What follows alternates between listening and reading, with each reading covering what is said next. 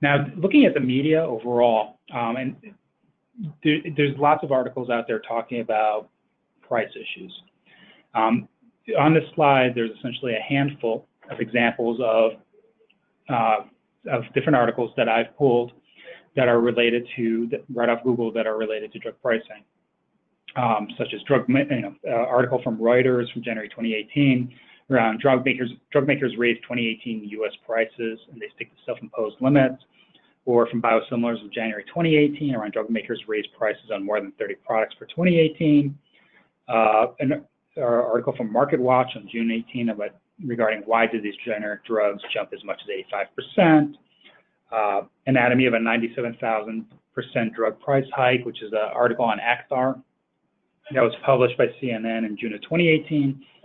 And then prices for many generic drugs rising faster than inflation, which was published back in 2015, but is still relevant today, as we can see, related to some of the FDA actions around increasing generic availability and reducing time to market.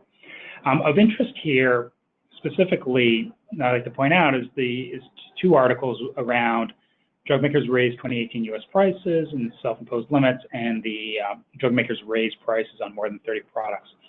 These two specific articles tie back to something that occurred back in 2016, where several manufacturers essentially signed something called the social contract with patients. And this contract includes many components, includes things around investment and drug development, et cetera. But there are two specific components in there around drug pricing. And those specific pieces are around prices would not be increased more than one time per year, and that any price increase would be in single digits, so less than 10% increase on a yearly basis. And what we'll see is that in a little while, looking at our data, is that manufacturers seem to be sticking to that, and that price increases are occurring less frequently, and when they're occurring at single level digits. There's also was a publication back in December 2017 from the U.S. Senate Homeland Security and Government Affairs Committee, which was an evaluation of Medicare Part D.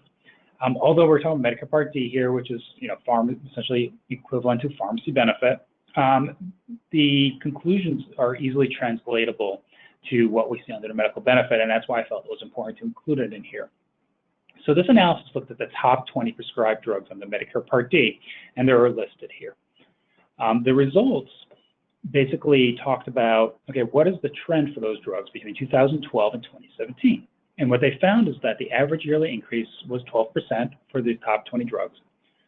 In general, they increased in rate at 10 times the rate of the inflation, and that 12 out of the 20 drugs had greater than a 50% price increase over that time period. So the price increases, you can see on the left-hand side, they're increasing, but then around 2015, 2016, 17, the difference there starts to decrease. And although under the pharmacy benefit, this difference appears to be significantly different, although decreasing, as you can see here, what you'll see is under the medical benefit, a similar decrease is occurring, but not at the same rate as what we're seeing under the pharmacy benefit. For some reason, the pharmacy benefit, and again, we'll show this to you later, these inflationary rates seem to be going at a much higher rate, and that may have to do with the specific benefit and how contracting is done under the pharmacy benefit.